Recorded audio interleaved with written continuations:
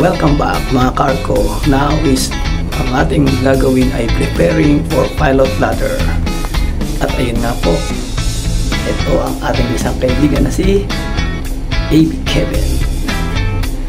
Ang ating the only one, AB. Single daw siya pero may girlfriend. Kevin, huli ka. Habang po nag-prepare si Kevin, natanggal na ang ating butterfly, si OS at si Deck Cadet ay mag-prepare naman ng mga tali na gagamitin natin sa assist ladder. At ayun na nga po, habang nga po ay naglalakad, kailangan natin i-check ang pilot ladder if good condition. Yan po mga ka-arko ang kailangan.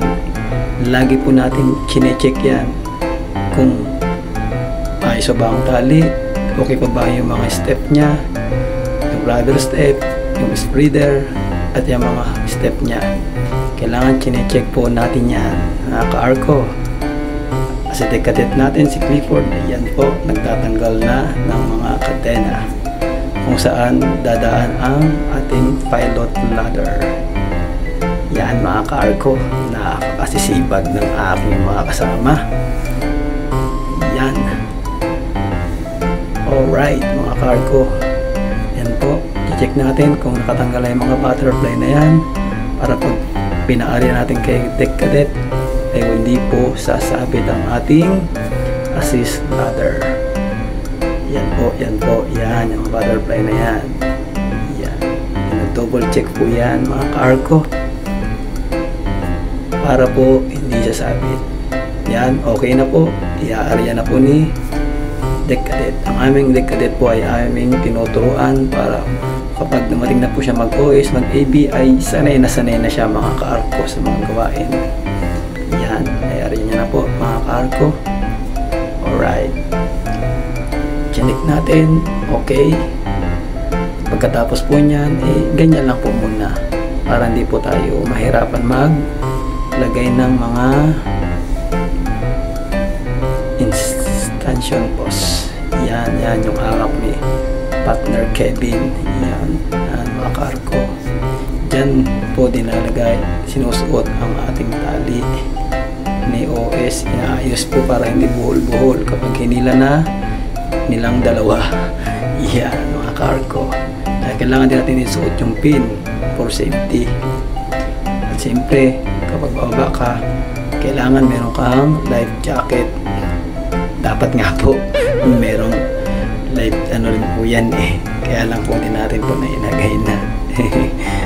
Ayun, ayan na si OS, ang ating magiting na OS at AB.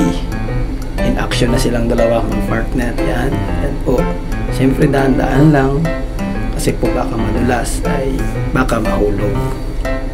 Makita nila si Marina, si Jezebel, tsaka yung mermaid, o kaya si Finding Nemo. Yan po mga ka-arko. Yan, tulong-tulong lang po. Yan po, pinapakita po natin kung yan si Deck Cadet nasa likod para hindi po magbuhol-buhol ang tali habang ako ay hawak ang remote at titignan natin para may area natin ang ating assist ladder. Yan, safety first. Yan, sabi ko po kanina, magsuot ng life jacket. Napaka-importante po. Dapat nga po may safety belt po yan. Kaya lang po, hindi na po namin isuot. Pasensya na po.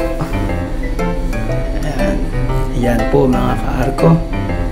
Malapit na po nating matapos ang ating combination. Yan po ang pag-prepare. Yan po, dapat po ay gamitin natin dyan sa pagtali ay bow line para hindi po matanggal. Very good, Kev. Good job, Kevin. Yan po ang ating AB na future third officer.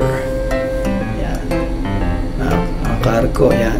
Double check niya yung pin kung nakalagay o hindi kasi napaka-importante po mga ka-arko na nakalagay ang pin. Dahil binubunot po yan ng mga piloto. Kaya for sure na kailangan po ay naka-pin po yan. Kung hindi, mapapagalitan po Ha, ni Kapitan. Pero mabait ang ating Kapitan, kaya gagawin natin ang tama. Iyon. Ayan po, tuturuan ni AB Kevin si OS kasi mag-AB yan. Sabi niya, ibulan mo partner, yan ang standard dyan. Hindi yan basta matatanggal. Madaling kabit, madaling tanggalin. Iyon. Very good, Kev. Good job. Good job din sa'yo. Partner OS, you're on. Tuloy mo lang yan. May kinabukasan ka. Ayan po mga ka-Arco. I-check na nila yung lubid kung okay. Maya-maya po ay i-aari na po natin yan mga ka-Arco. Yun. Yan. Kasi i-aari po yan. Ibaba pa. Para may tali doon sa kanyang talian. Para hindi po siya maglayo at hindi gagalaw-galaw. Habang inaari ako po, sabi ko kay Kevin, hawak Kevin at kay OS. Yan, mga ka-Arco. Nakikita niyo naman po, mga ka-Arco. Safety lang po tayo dapat. Yan. Pag tayo nagmamadali, dahan-dahan lang. Yan, mga ka-Arco. Kung nakikita niyo po yung ginagawa natin, ganyan din po ang ginagawa ng ating mga ka-Arco sa ibang barko. Yan. Teamwork lang po. Yan, para magawa po natin ng maayos ang ating combination ladder 1 meter above the water. Yan po ang binigay ng ating duty officer na si Second Mate. Yan. Lalapag ko na po ang aking control. Ayan po. Inayos na po namin. Ibaba po namin ang pilot ladder. Dahil po kapos ang aming pilot ladder, nirequest na po yan ng ating kapitan na kailangan po ay 15 meters kasi mataas po ang ating barko. Ang binigay lang po ay nasa 9 meters lang po yan. Kaya gumawa tayo ng paraan, gumawa tayo ng manroof para may duktong at para may lagay natin. Ayun po, ayos na po. Ayun po. Tatalian na lang po yung pilot ladder sa kanyang talian dyan sa baba para hindi po magalaw. Ayan mga ka-Arco. Titestingin natin yan. Ayan na po si Kevin, ang ating future third mate. Ayan, tatalian niya po para hindi po lumayo at hindi rin po gagalaw-galaw. At nakakatulong din po yan, tali na yan, sa weight para hindi po lahat ay nandito sa may manroof na idinuktong natin.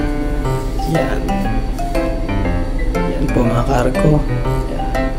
Tinuturuan niya si partner OS para someday nga po ay siya magiging AB at willing siya matuto, kaya ayan po, nakikinig siya at gagawin niya yan someday. Pati si Kadete, pasilip-silip, siyempre gusto rin niya matuto, pero ngayon dyan ka lang muna, dek, relax ka lang dyan, susunod ikaw naman dyan.